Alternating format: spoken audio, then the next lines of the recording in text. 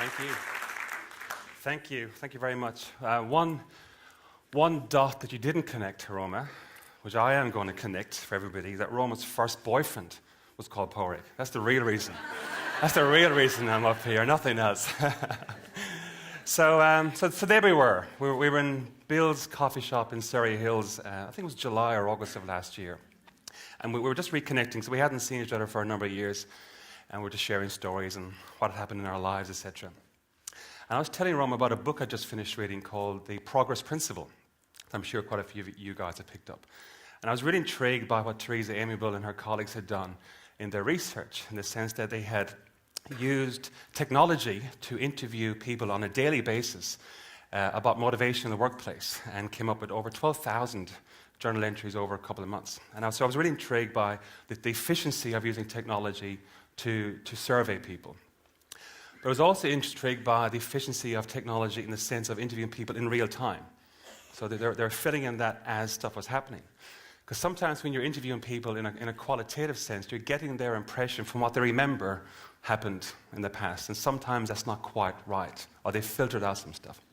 At the same time, I'd been reading some stuff around mastery and Erickson stuff on intentional practice and how great violin players practice more often, but also practice with great intention. What am I trying to get out of my practice session? And Gladwell had made this 10,000 hours claim from this stuff. So I said to Roma, wouldn't it be really interesting to use mobile phone technology, because that's evolved in the meantime, and be able to access what really great leaders are thinking about on a daily basis. You know, it would be interesting to get insights into what they do before breakfast or before they come into work, or what they do when they go home, or what are some of the habits they have on a regular basis. Maybe insights into how they make decisions.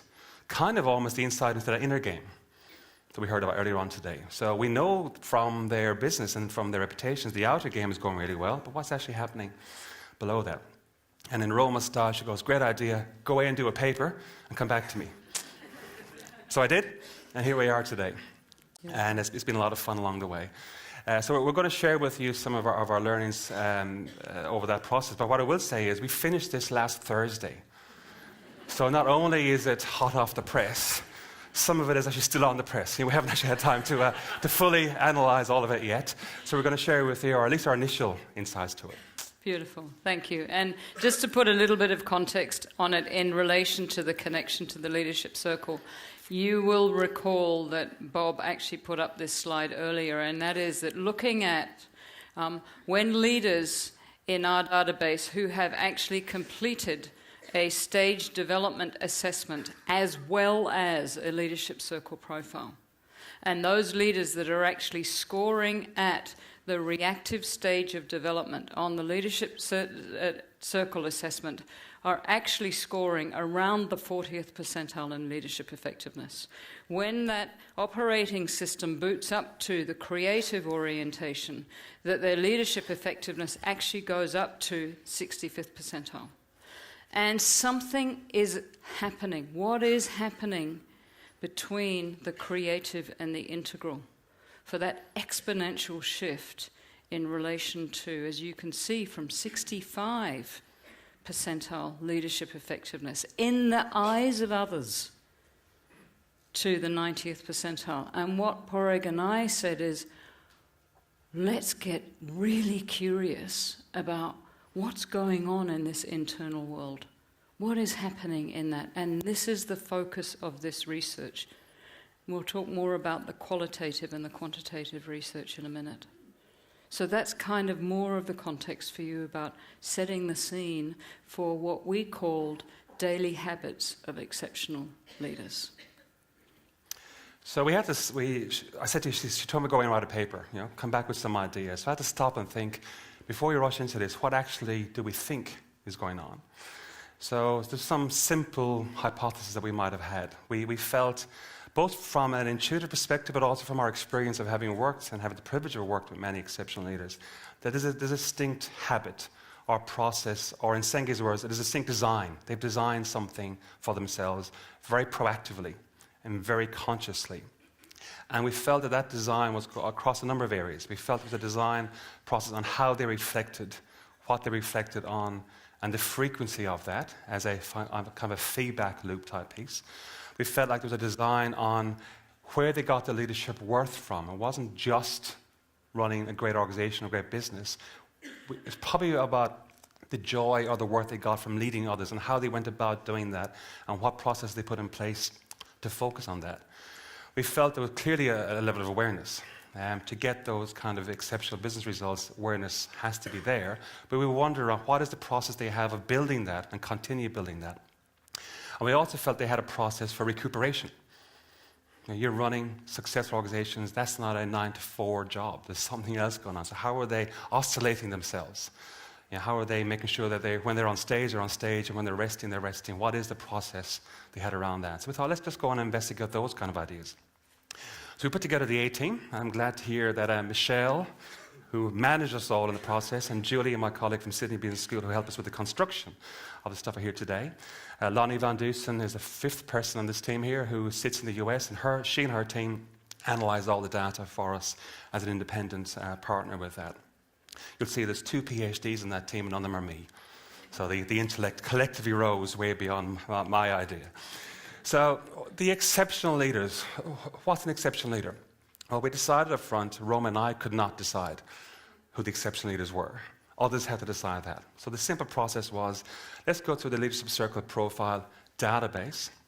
Let's put a criteria of 80 percentile or above in the creative competencies, and a criteria 50 percentile or below in the reactive competencies.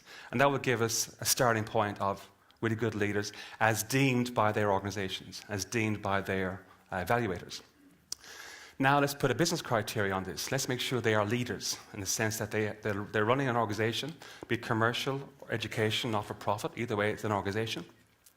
And they have business metrics of some kind, be it P&L, be it balance sheet, be it student recruitments in universities, in hospitals as a patient efficiency rate of some kind. And then we would help find a group that way. So here's what we found. We had 4,500 total profiles. Applying the idea of somewhere between 5 and 7% fall into that end stage of creative up to the integral level suggested we would have potentially 225 leaders to play with. Applying the criteria brought that down. So we invited 45 people to participate. 30 started and 25 completed. And so they're in that area. And here's kind of an infographic to capture who they were. And I think Kevin Best is actually watching this stream right now in downtown Paddington. And he put this together for us. So if you are, Kevin, thank you. So reading from left to right, you can see the range of titles these people have across the industries that they sit in. From left down to bottom, the size of organizations they're in, be it over 1,000, between 500 or below 500. Below that, you'll see the kind of professions they sit in. Education, marketing, finance, consulting, HR, and management in general. You see in the middle a 60-40 split between men and women. I have to say to you, as the only man in that research of 4, the 5 participants who were invited who fell out, I believe those 5 men were really, really busy at the time. My 3 colleagues suggested to me that those 5 men have commitment issues. I don't know that's really anything to do with our research, but I just want to let you all know that. The age group at the bottom, you can see, start from 35 up to about 70. And on the right-hand side, then you can see the tenure in their roles. We wanted to make sure these people were in their roles for a while. They weren't just starting. So a broad spectrum of demographics, predominantly in Australia, but also some across Southeast Asia. Here's what 25 exceptional leaders with their aggregated profiles look like. Roma, what do you think? What do you notice? Let's go back to what we sorted for. 80 percentile or higher in the creative competencies. Reactive, 50, 60 percentile or less. As you can see that this reactive profile is far less than 50, 60 percentile. Leadership effectiveness scale, 80 percentile or higher. So it's hardly surprising we sorted for this. But this was surprising when we actually got the aggregate profile. And if you recall Bob talking earlier on about the leadership quotient, leadership effectiveness divided by the leadership ineffectiveness, the creative competencies, the aggregate of the creative competencies divided by the aggregate of the reactive. You know what the leadership quotient is? 9. Now, that doesn't mean to say that every single individual leader has a leadership quotient of 9, but the collective of this 25 people has a leadership quotient of 9. There's something going on here. How many of you, when you meet somebody who is extraordinary as a leader, how many of you feel it and sense it even before they open their mouths? Yeah, there's something going on in the beingness, and that's what we were super curious about.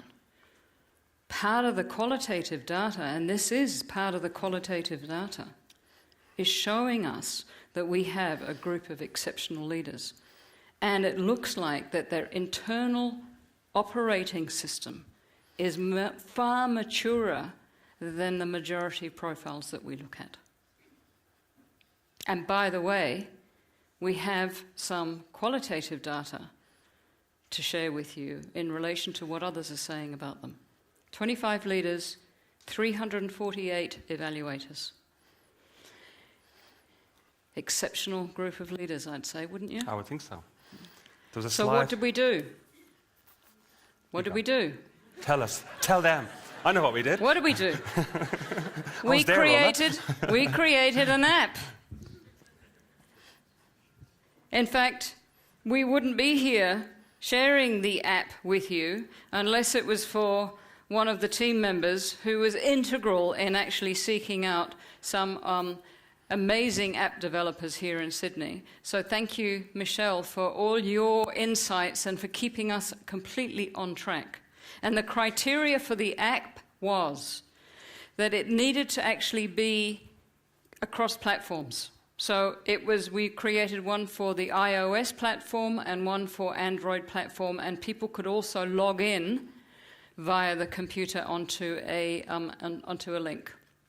And the criteria was that it needed to be super friendly, it needed to be super convenient, and that, as Padraig was saying, so that we could actually capture the reflections, the daily habits, their processes in as real time as we possibly could. So let's have a look. This is just a quick sample of what the app looks like on an iPad. We won't go through all the criteria there. It was very simple, 5 questions.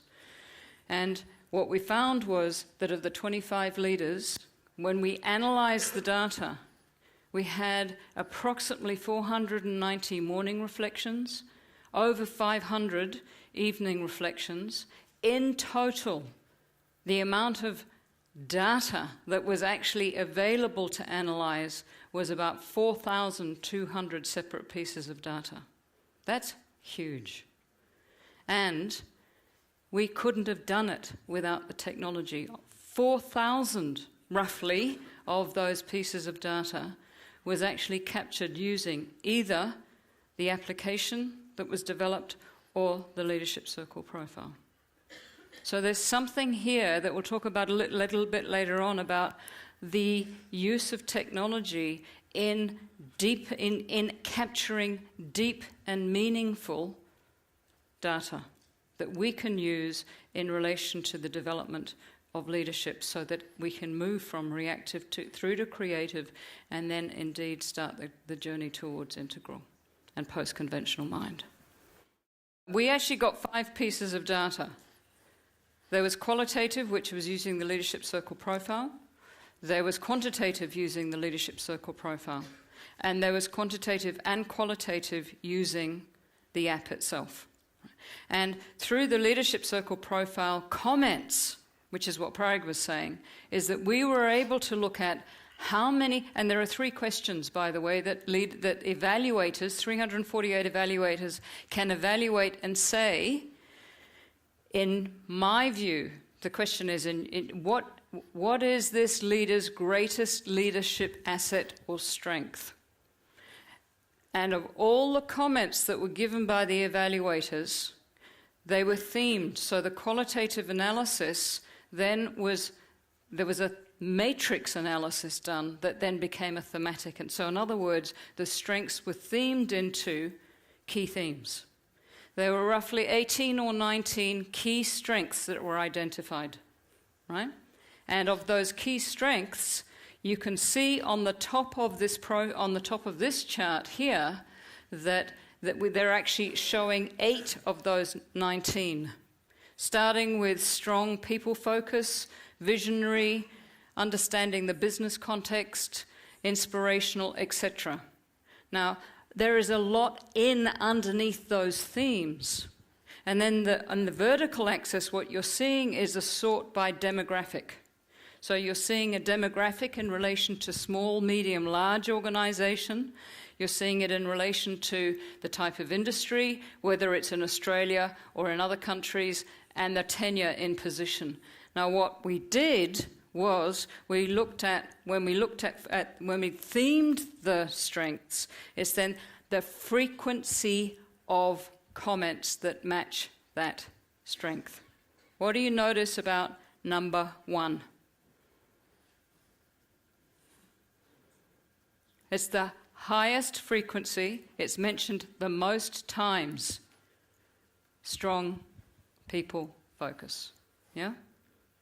The second highest.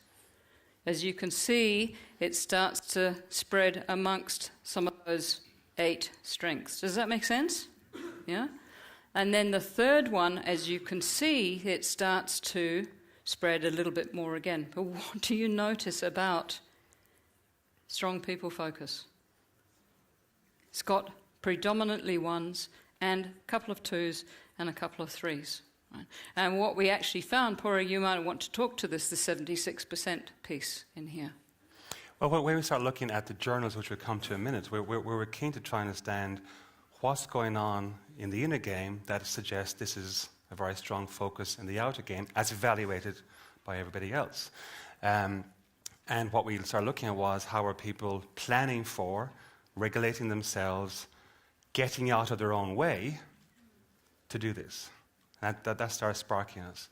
But 76% of skills and traits and feedback is across those key areas. So again, so what this points us to is if we can focus our coaching and leadership development on these areas, we have a strong probability of getting effectiveness.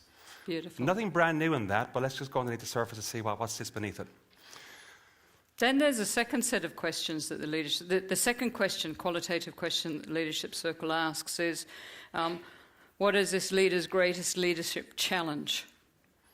And what was obvious about this extraordinary group of leaders is that it was the absence of the number of challenges that came through.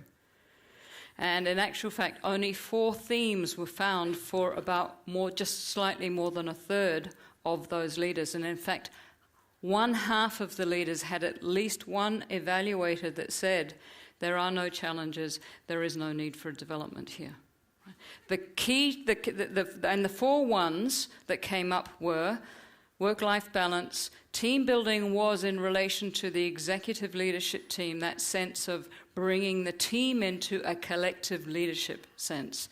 And holding back, in other words, maybe being so humble here that actually not speaking up and not saying things. And again, these were not big themes, but they were the key ones that came through. And the biggest one that came through as a concern, or expressed as a concern by the evaluators, was becoming overloaded. So that maybe the price that these exceptional leaders are paying is because they are so exceptional, they get given a whole lot more stuff to do. Yeah? That's a hypothesis. It was worth testing some more. Right? But it's actually starting to come through in some of the other areas too, Absolutely. isn't it? Yeah. So I'm going to share with you the data in terms of what these people actually do day and evening in terms of numbers and percentages and time. And some of it will look obvious initially, and then I'm going to bring it through what the subtleties beneath that, so you can see, because actually when we went to the journal commentary and the interviews post close out of doing the journal entries, we started understanding what's sitting behind what looked to be relatively obvious. So in terms of the morning journals, across 21 days, the 25 people spend their time in this area before they go into work to do their role as a leader. Intentional daily planning is worthwhile explaining. Intentional daily planning, as they defined it in their journals as they're going through stuff, is not about a to-do list. It's about doing much more than that, and I'll come back to that in a second. But you can see at least half of the time is spent planning for what I need to do when I go into my role as a leader into work. Some of the time is actually looking forward to what I'm doing, and a sense of gratitude emerged a lot in the journal entries that people are writing about. I am so grateful in my role as I'm going into work here. Staying calm as a focus became a regular entry. But on the other side, if I put this into two patterns, or if I cluster it, you'll see two distinct patterns coming through here. Half of their time, or one group of time, is spent on the planning for the work, and with that is planning on how I manage me in doing that work. And as we started reading the journals and interviewing people after us, what started emerging was a lot of subtleties that you could easily overlook, but that's where the clues are. So as an example, one leader said to me in the interviews, every morning I sit down, I go through my schedule as what's on today, this week, this month, and I marry that up with what's the organization trying to do in the short, medium, and long term, just to make sure I'm on track with that every single day. And then I look at my meetings, and I'll ask myself, what's needed of me in each of these meetings today? What decisions are being asked of me to make in those decisions today? Are the agendas that are set up in those meetings aligned with the outcome needed in each of those meetings today? And I pre-plan before I walk in, how do I need to be in each of those meetings today? Another leader talked about, she gets really clear in the morning on, in each of these meetings, I give myself a keyword to remind myself how to stay aware of my reactions in that meeting. So as an example, if I'm going into a budgeting meeting, I write myself a keyword, stay focused, on my folder, and as I'm walking in, that is my grounding word that I use for myself every single morning, if that's the kind of meeting I'm going to. If I'm going into a meeting that requires, say, a crucial kind of conversation or some degree of truth and honesty or realness, and the word realness came up a lot, listening deeply was a phrase that she used to remind herself. So all about how do I manage my emotions ahead of getting in to the office and planning for that. Other leaders talked about they had learned over time to structure their work so they're not doing back-to-back meetings. These 25 people have learned that doing back-to-back meetings actually takes away from their effectiveness. So as a simple example, they've structured the meetings so that they finish at 10 to the hour. And they don't take meetings unless there's an agenda already in the invite. So I won't go to a meeting unless I know exactly what we have to do. I've structured that, I've planned that, and therefore when I walk in, I'm organized. If it's not there, I won't turn up. So a very proactive, very simple process that happens 56% of the time or every second day. And it's consistent. And when we asked them afterwards, what does this kind of process give you?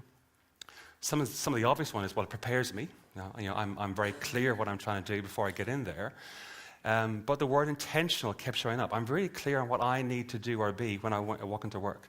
Like I'm really clear on the pace of the day and how I need to change throughout the day if need be.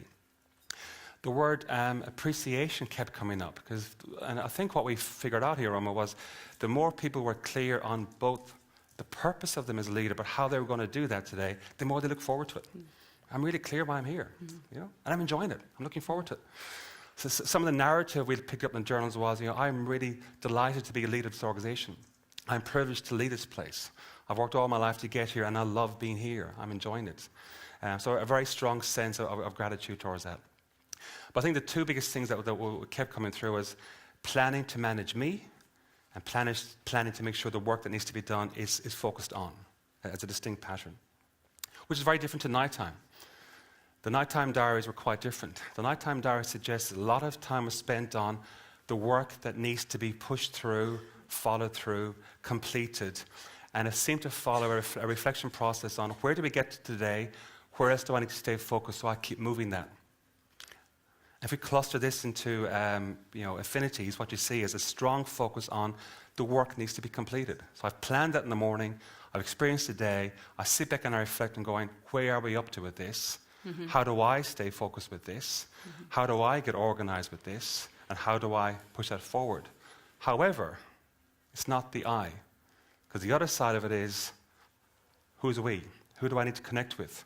Who are the people I need to support in this process? Mm-hmm. And how do I stay calm? How do I enjoy this? One of the leaders talked to me about that she has an active process of walking to and from work, both from a health perspective, but predominantly from the staying calm perspective. And what she said was, the days that work is tough, or there's a big day, or it's a hard day, I walk home more slowly. And her exact words were, in order to shuffle out all the anxiety before I get home, because that's where I relax. And when I'm relaxed, I can reflect on what we're doing. Very subtle, but extraordinarily profound. I shared this with a few clients recently, and one of them said to me, the time in my career when I was most productive, I lived 40 minutes away from the office. And the 40 minutes drive home, I was able to do this. I now live 10 minutes away, and I go home frustrated. So the process of shuffling out that energy before they get home was really important. When we asked them about why do you do this, or what benefit do you get, some of the stuff, the biggest one was completion. My role here is to make sure the work we're here to do is done. That's my predominant role as a leader. I don't need to do it all, but I got to make sure it gets done. And the internal reflections throughout the day helps me to lead better tomorrow. So there's a continual cycle of reflection on how do I help those people that are in my collective and our collective to do the work that gets done. And that's where I'm focusing on. Now, everything wasn't rosy. They do have challenges that they note on a regular basis. And surprise, surprise, the biggest challenge is, how do we get all this done? Right? Which is exactly what the raters, the 384 raters, said of them is, wow, a lot of stuff to get done. But when you step below that, this next biggest challenge is, I'm focusing on important projects or important events, but our milestones, but the focus that was challenging was on the execution of an important piece. And my energy's been spent on that. Next biggest one was issues at work. But when you look through the narrative, it was less about it's an issue, it's more about how do I actually help other people sort this out. And I'm spending my time focusing on that. When we looked at what they actually did to execute upon this, some key things came out immediately, and some would be obvious. But when you cluster it, three patterns emerge. The first pattern, the most important pattern, is they did something. Every single night, they reflected on what needs to be done, i.e., I need to move this forward. I am not waiting for tomorrow or next week. I am actually doing something. And I'm staying focused on this. And doing something might be preparing, but either way, that's moving that forward. Doing something might be what are the issues I have to address right on, but I'm getting very focused on that. And the word focus kept coming through. I need to stay focused on this. That is the most important thing for me. The other thing, which I think ties into, really importantly, this idea of collective leadership. When we looked at the journals, it wasn't about what I need to do, it's here's what needs to be done. Now, who do I help to get it done? Who do I spend time with? And we looked at the commentary around developing people. It was all around, how do I help Adele specifically?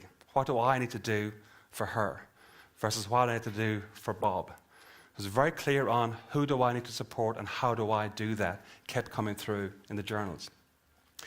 And then the other piece is very, very consistent, and the narrative is very consistent. How do I stay calm? And I think if you look at psychobiology type research, there's some recent research, say, from Germany that Julia probably knows about. Stress transfers to at least 1 in 4 people that are in your vicinity, right? 1 in 4 people. Calmness transfers equally well. And these leaders have understood that I need to stay calm because that is where I add the best value in order to get these done, right? So if you go back to that 4-quadrant of task, relationship, creative, reactivity we had earlier on, work needs to get done. These are the people who need to get it done. I need to manage me to allow that to happen. And that came through a lot. And the phrase that we've kept bubbling around is, how do I, as a leader, get out of the way of the work that needs to be done? That kept coming through. When we looked at the actual practices these people were doing on a day-by-day basis to get a sense of what are they actually doing day by day with consistency, as we said earlier on, the habit is defined as 50% of the time the leaders were doing something became a habit. These are the top 8 practices or habits or processes or disciplines, whatever word you want to use. At the top of that diagram, you can see a red and blue column. That just looks at the frequency. So if it's blue, they're doing this more often in the morning. If it's red, they're doing that more often at nighttime. So as example, Tea and coffee became noted as the most frequent practice, but of course, drinking tea and coffee is not the practice. It's the actual association with planning and thinking and reflection with tea and coffee is the piece. And obviously that's done more often in the morning time than it was at night time. But when we looked at the journals, what people were talking about, it was, I go to my favorite coffee shop where no one knows I'm there, and I take my time by myself, planning for me, reflecting for me before I go into work. Or I go into work early, I get my favorite coffee, and I go into a quiet place where no one knows I'm already in the office, and I do that. Right? But if you want bang for buck, quiet reflection and exercise were the two most frequent practices that these leaders acknowledged they were doing, actively designed to do, journaled they were doing, and were commenting on, this is actually helping me for these reasons. And when we looked at all 25 are doing exercise and reflection on a daily basis, consistently. However, they weren't perfect at Roma, were they? I don't know. I think they were. I don't think so. But there were some leaders. And by the way, I would like to acknowledge that some of you are in the room today. So some of the 25 leaders who participated in this study are actually sitting here in this very room. You might feel their presence. They're on that side of the stage, just by the way. And they did say that there were a couple of days when they actually didn't practice a habit of some kind. And that was for various reasons, but for most of them it was normally because of international travel or travel, etc., etc. And really, I think that this is a really telling slide, because what they're saying is that there is a deep awareness about the impact of not practicing. And this is what they reported as some of the deep impact, that they had less energy, that they actually felt more lethargic, that there was a few of them, some of you are in the room, said, I get this sense of guilt because I didn't do it today, or a sense of regret that I didn't do it today. And so I won't go through them all, but you can see here that there's this sense of feeling off-center and not being balanced, and becoming aware of the consequence of that is, how do I then show up effectively as a leader if I can't actually manage this stuff? That was the key here for them. And most people, this was through the qualitative closeout interviews, these were some of the things that came through, including down to, falling back into old or less effective habits. Anybody know that? Yeah, absolutely. Thank you. So, in closing out, when we looked at, okay, how do we theme this? How do we bring this all together? What is it about the intentionality of these leaders? Because that was one of the key words that came through in all the interviews that I did with a number of these leaders, and as well as with Padraig and Michelle. One of the key things that came through was intentional leadership. That these leaders are showing up with purpose. That this doesn't happen by accident. That shift from creative to integral doesn't happen by accident. It happens by design. And how they show up so extraordinary on the outside is because of the design on the inside. The inner journey, the inner game has equipped them to show up in this way that others are reporting as them being extraordinary leaders. And so the three key areas that we looked at, that perhaps the non-obvious points of leverage, and maybe they're even obvious to some people, but the difference is those who do it and those who don't. How many of you have been guilty or work with people who actually know it academically or out of the textbook? And the difference is the actual practice of it. And so the key themes that came through was focusing on what needs to be done, and this comes back to that intentional daily planning, much bigger than a to-do list. Completing and following through one of the big things that came through here for all of us was this whole sense of my responsibility and my accountability in order for the system to become more effective. So it was much more than a to-do list, and it was often this whole area around focusing on what needs to be done is very strategically linked to the purpose, the vision, the values of the organization. Again, another common theme that came through. Together with this deep focus on people. My role as a leader is to lead. I have a responsibility. My role is to allow others to become the best they can be. And by the way, focus on people wasn't just in the workplace. Focus on people was about my family, about my community, about the state of this planet right now, and how I show up in that. And how I best show up and serve people, as well as the organization and the values and the vision and the purpose, is through who I am. Intentionally, moment by moment, reflection in action. I'm reflective in action was one of the phrases that one of the leaders used. I have become reflective in action to know where my reactivity is starting to kick in, and that it's my responsibility and to be able to manage that so that I get out of my own way, let alone get out of the way of others. So that in that sense, then I can be of better service to those who are going to go and deliver and execute on the strategy, those that are relying on me for leadership.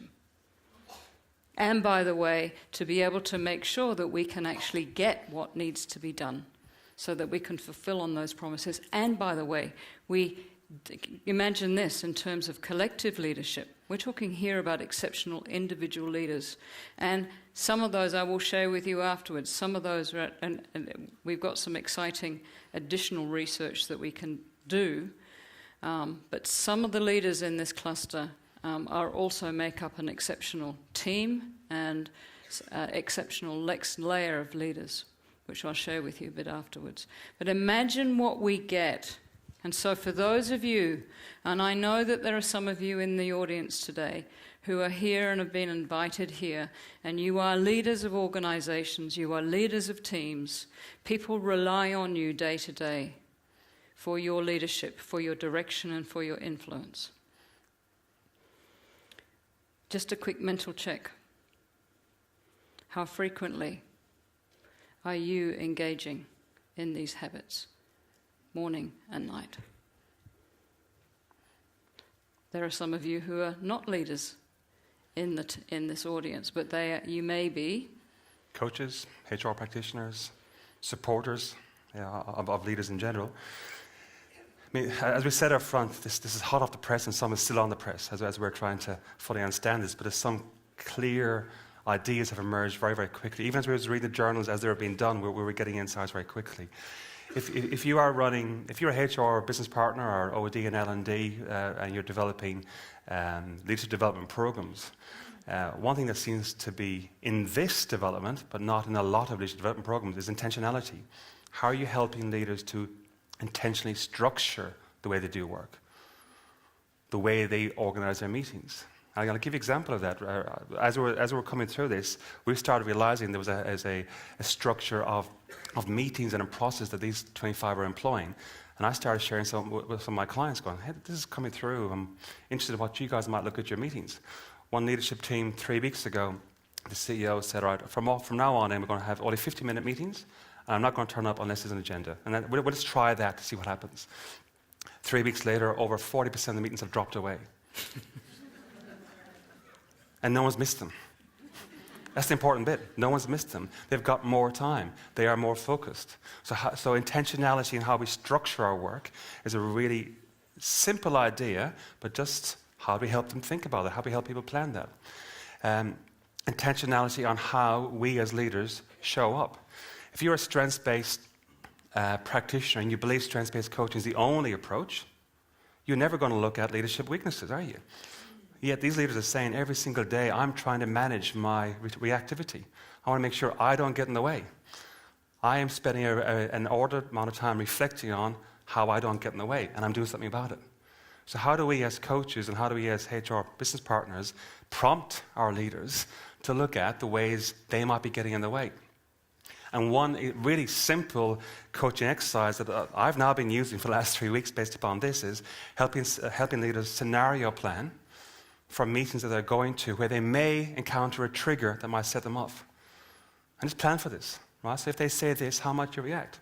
Okay. If they say that, how might you react? So you're already practiced before you get into the room. And they're already saying to me, oh, I feel calm. I'm walking in there because I'm actually getting ready for it. It's almost like a sports team anticipating the opposition's play. Except in this case, the opposition is me. Right? So I'm getting me out of the way and I'm anticipating what I might do. And I'm going, okay, I'll take care of me. So how do we prompt our leaders to just build those two practices? Structuring the work that makes sense, structuring us and me personally, and then the reflective piece. Twice a day, and that is the piece. At least half of the leaders said to us, I used to be really bored reading my journal because I do the same thing every day. We went, that's what we wanted to see. What do you do every single day? And it's this. And that's the key. It's the consistency bit. So go back to where we started. We thought that there was a design process or a series of habits that they were designing, and I think we found, yes, there is. And we think we found they are across these areas. And our initial reading of this is that it looks like this. They are actively designing a set of habits or a set of structures or processes across these 3 areas. They're actively looking at how do I need to be aware of what needs to be done. So every morning and every night, there's a continual, how do I plan for how we go, what's left, how do we plan for, how do we go, what's left. And it's a continual cycle. And that's increasing their awareness because they're continually checking in with what's going on, what do I need to do as the leader. They also have a process on themselves. And the words that keep coming back is, how do I get out of the way? My role is to make sure this happens. How do I get out of the way? So going back to the lovely story that Bob shared with us, I don't want to be the problem. So I need to get out of the way. And the word that came through in almost half of the journal's entries was the word joy. I take more joy out of developing the people around me so we are better than I ever did from running a business. But the joy of leadership, the sense of leadership worth, comes from developing the collective. And that's a process. It's an everyday process. It's not a one-off. It's not episodic. It's an everyday thinking for me, how do I tailor my leadership to that person? So what we think is next, we want to make sure that, yes, our hypotheses are validated. We think they are, but we need to do more on that. We want to do a wider sample. That was 25. But as you can imagine, getting to this kind of quality of leader doesn't, you don't stumble across them in the street. But we want to take this out into the wider community and look for more. And we want to look for some of the, shall we say, non-exceptional leaders. And just compare. Is there a stark difference in habits? And I think that the important thing here too, and that is that one of the things we know about the internal operating system is that it boots up on meaning making, that it boots up on some of the deep beliefs and assumptions that come with this role called leadership. And I think that there is something really juicy for us to get into here in relation to looking at not only what are we doing, but why that's important and what this internal, and what is actually giving me the impetus and the momentum, and in fact the intention. What's running this operating system, the meaning making, the beliefs and assumptions, and I think that we've got a little bit of room for that to explore as well. Yep. Yeah. So what's if all of us are gone from DOS to Windows, these guys are Apple. What's happening at that level of operating system, I think it is. And what we want to come back to you with is more analysis. Here's what we found. What are some of the processes that we can all take with our leaders to help them and help prompt them to instigate and to instill some of those key practices? Beautiful, because we're in a learning laboratory here. You heard Bob talking about the learning lab that Jim McGrain and his team were involved in, and some of the clients that I've worked with here in Australia and in fact in Asia Pacific have been part of that learning lab. We now have another learning lab that we're super excited about, and I really want to acknowledge your foresight, your deep curious mind, and your willingness to put it on the table and go for it. So thank you so much for being partner. It's a good coffee meeting in Surrey Hills. A very intentional partner in this process. Thank you. Thank you. Thank you.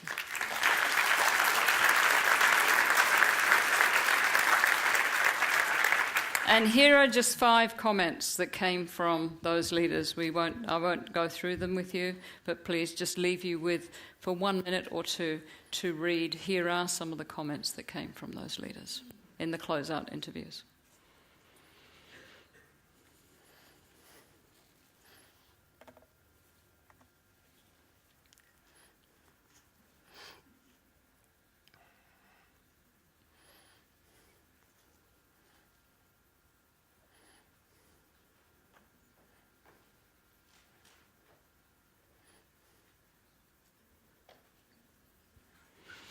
One of the other things that we've talked about that we got kind of excited, but we realized we were getting ahead of ourselves, was that imagine when we start taking this to effective collective leadership teams, effective cultures.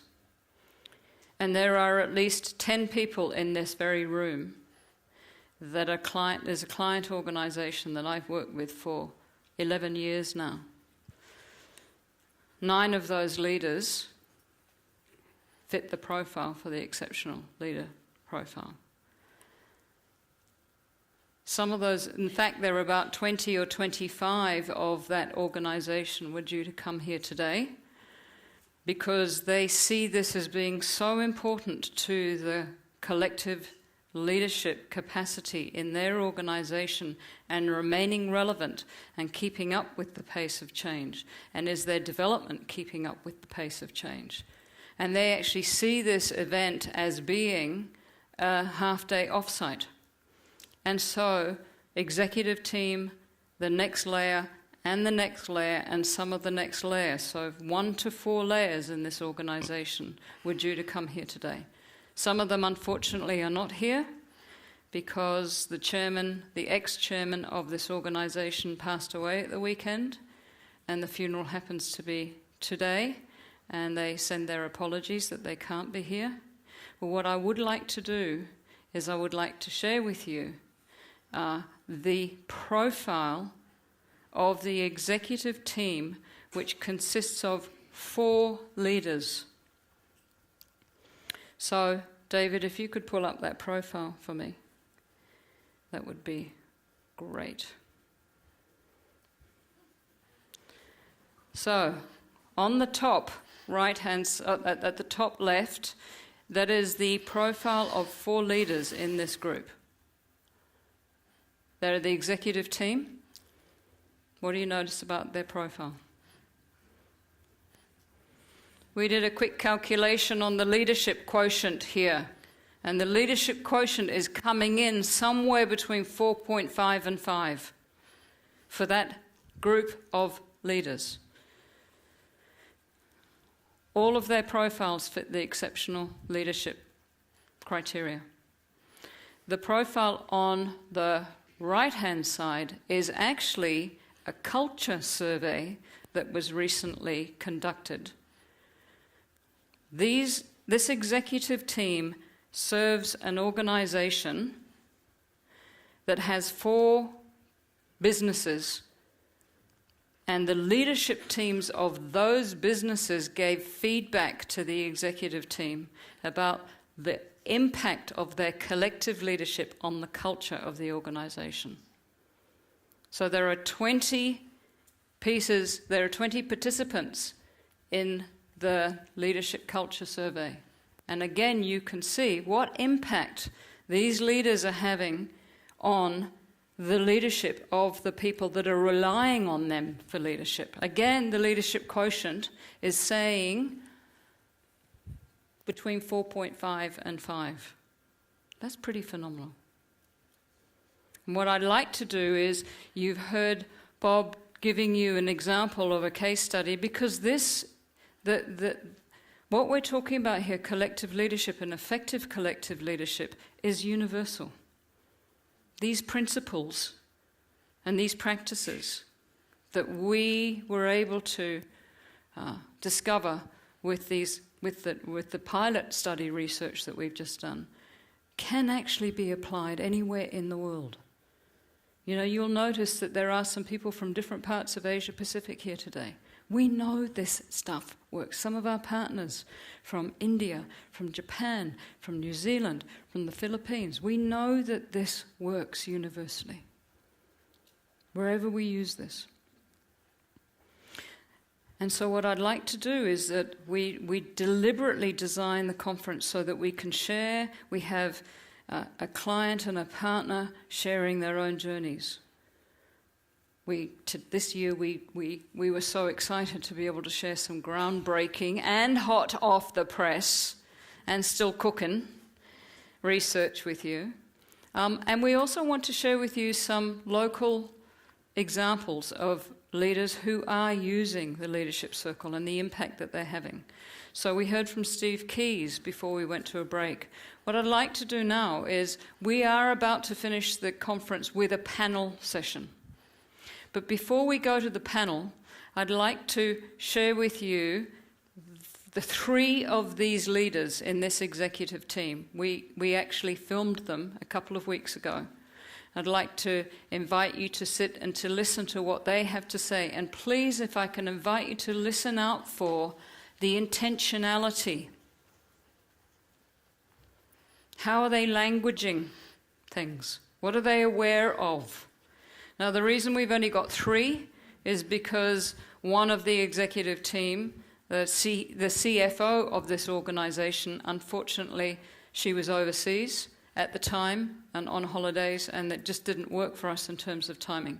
But here are 3 of the 4 of the executive who lead this way. There are leaders out there who do this, who show up this way. So if I may ask David to put on the video. Thank you, David. I think back in 2003, we come together as a brand new team. I'd recently been appointed as the Chief Executive Officer of the organisation, and we built a new team. Grant was new to the organisation, and Andy had been here several years before myself. And as the executive leadership team of the organisation, we understood enough of culture to appreciate that regardless of whether or not we did anything about our culture, we would have a culture. And whilst we recognised it was fairly good, we were very conscious that we wanted to take it to a higher level. And I think it's been very, very successful for us in the last 10 or 11 years. I was lucky enough to work with someone who'd done some work, to work within a team that had been specifically working on how we did what we do, not just what we did. And I got personal growth and benefit out of that. And I saw the success of that team and what that team was capable of doing post-doing and initiating a conversation around culture, not just what we did.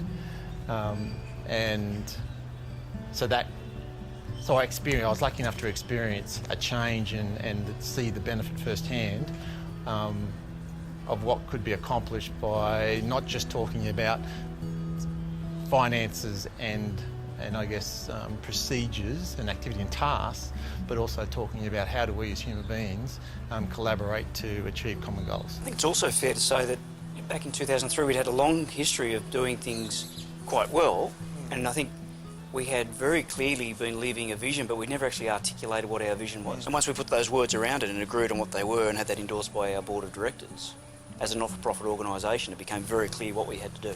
We also spent a lot of time around that time exploring values for the organisation, and there was a lot of conversation regarding values. You can easily identify if you know that there's values in an organisation that sit with your own and on a foundation of your own beliefs. There's a real ability to be able to then attract people who are like-minded and who share the same beliefs. And as a leader, you're able to be a lot more effective in your leadership, but you're also you feel like you're more part of the organisation because you have shared values. And I truly believe that the leadership team spending time identifying what the values of the organisation are has really been the foundation and the rock which has steadied us through the good and the bad times in relation to organisational growth. I think one of the most interesting things that I've learned along the way is that I'm not the only person with voices in my head, and that's been really reassuring. Because you often second guess yourself, you wonder whether or not you're making the right decisions, and part of the learning for us along the way was that it's okay to be like that. And none of us are the font of all knowledge, which is part of, I suppose, how I decided that I wanted the organisation to look and feel when I became the CEO. No one person has all the answers, no one person knows everything, and collectively we are much stronger and much better than as individuals. I know that I'm a better person. Well, I think that I'm a better person. Others would have to judge that, but I think I'm a better person. I'm sure I'm a better leader and therefore a better CEO, but I also believe I'm probably a better father and a better husband and a better son than what I was 10 or 11 years ago, because I'm much more conscious and much more tuned into how I'm doing things and how I'm showing up as opposed to what I'm doing. Some people refer to cultural change or transformation as a cultural journey. I guess from what Paul's saying, I tend to view it more of a pilgrimage, because I don't know about you guys, but every time you move through the transformation, it's actually asking more questions than giving your answers, and that opens up, once again, based with the foundation of strong values in an organisation, it opens up discussion and conversation rather than just communication. So you're actually creating all the time. As an individual, you're growing and you're creating yourself as a better leader, and the organisation itself is growing and creating. And it's more than a journey, because in a way a journey can have an end point, whereas it's more of a path in which people, all being well, become enlightened and can see that there's different ways of doing things and all contribute to the team and to the organisation. We put a lot of, I think certainly a lot of time into the systems as well. It's taken a few years, and I've got to say, even now there's still a couple that we're still adjusting even 10 years on, to make sure that the system or the procedure or the activity of how we were doing things actually reinforced our culture or our values or how we want things done. Today, we move at the pace we move at because of the 10 years of personal relationships that have been built, the strength in the ability in how we deal with one another, our expectation, the clarity of what we can expect from one another. That allows us to just move at a pace that we just would not be able to do if there wasn't that, I guess, that clarity individually and as a team of what we could do. We leverage the relationships to achieve our results. We know that we've got each other's back, and I think that's an incredible, powerful thing. And then that's because our whole team has alignment with our vision, which is our why, and aligned also with our values. So that's the heart and soul of our organisation, and you can't copy that.